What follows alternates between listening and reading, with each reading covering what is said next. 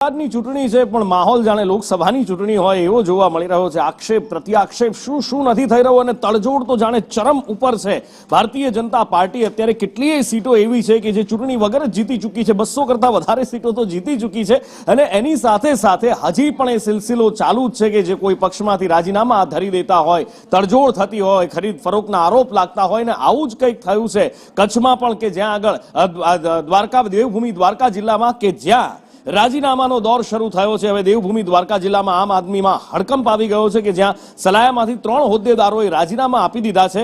જયસુખ મારી સાથે phone line પર જોડાયા છે। જયસુખ પાસેથી જાણીએ કે આખરે આ રાજીનામા આપવા પાછળનું કારણ શું છે? શું આ 3 આમ આદમી પાર્ટીના જે હોદ્દેદારો છે રાજીનામા આપ્યા છે ક્યાંક કેસરીઓ ખેસ ધારણ કરવાની ફિરાકમાં તો નથી?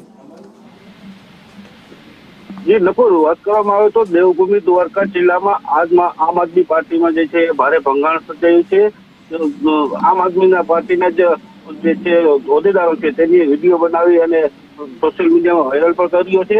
સલાયાની પાલિકાની સામાન્ય ચૂંટણી સમયે 2 હોદ્દેદારો સહિત એક કાર્યકરનું રાજીનામા પડતા આપમાં હુકમ સર્જાયો હોય તેવી સ્થિતિ સર્જાઈ છે। જિલ્લા પ્રમુખ જુલુસ ભગાડ, સલાયા શહેર પ્રમુખ હાજી સુંભણિયા અને અનવર ભાયા નામના કાર્યકરોએ જે છે એક વિડીયો બનાવી અને હાલ અત્યારે આમ આદમી પાર્ટીમાંથી રાજીનામું કર્યું છે। જી